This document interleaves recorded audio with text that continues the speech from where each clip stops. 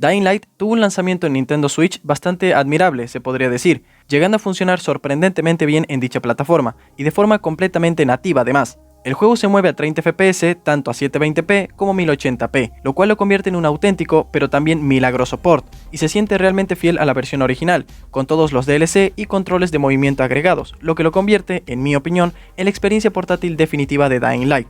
Techland claramente notó esto, ya que la versión de Nintendo Switch fue recibida de manera muy positiva por los consumidores, influencers y medios de comunicación por igual.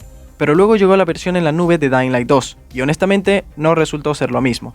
Pero antes de entrar en detalle, debo decir que los videojuegos a través de nube suelen ser experiencias poco disfrutables. De hecho, todo lo contrario, ya que en vez de relajarte, te estresan aún más, porque a menudo resultan ser inconsistentes, lentas y hasta, ocasionalmente, no valen el precio que cobran los estudios, especialmente en Switch, con la que he visto muchos comentarios en internet quejándose de las limitadas capacidades del Wi-Fi de la consola.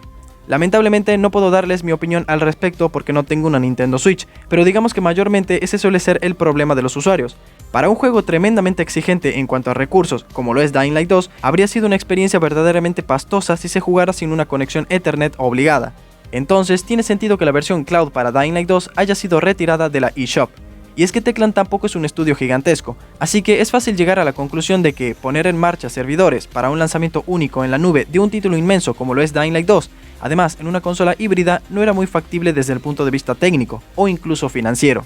Pero no todo vale como excusa, porque bien podrían dejar de malgastar recursos para sus streams solo para anunciar próximas actualizaciones, porque honestamente no he visto nunca una desarrolladora de videojuegos dar tanto bombo cada vez que necesitan sacar un parche o un update para su juego. Pero bueno, eso es tema para otro día. El caso es que Dying Light 2 para Switch ha desaparecido de las mentes creativas de Techland hasta nuevo aviso, incluso la versión física, la cual dijeron que saldría en agosto de 2022, pero desde entonces se retrasó indefinidamente y no hemos vuelto a saber del tema ni el estado actual de la misma. Lo cual nos lleva al punto de partida. Techland ha guardado silencio sobre cualquier noticia referida a la versión en la nube de este juego, y lo ha hecho durante casi un año, lo que me deja con la duda de si, a lo mejor, y estas son especulaciones mías, el estudio todavía está trabajando en un port nativo.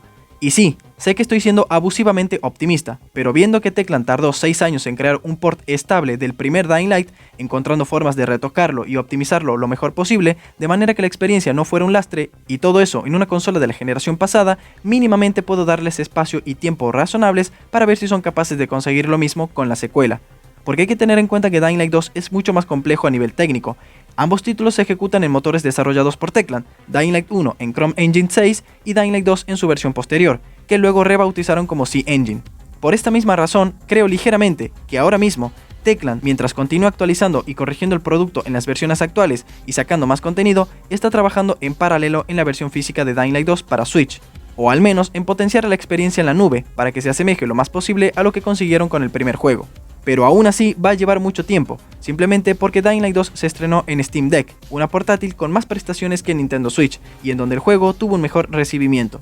Así que si en algún momento Techland decide apostar nuevamente sus fichas en Switch, será solamente para satisfacer a esa parte de la comunidad. Pero comenten ustedes si son usuarios de Switch, ¿qué también creen que podría mover la consola Dying Light 2 si eventualmente sale para la misma? ¿Acaso sería más prudente dejar que el título sea exclusivo de la próxima generación de Switch? Ahí los leo, cracks. Como siempre, gracias por ver el video. Es todo de mi parte. Que tengan excelente resto del día y nos vemos en el próximo.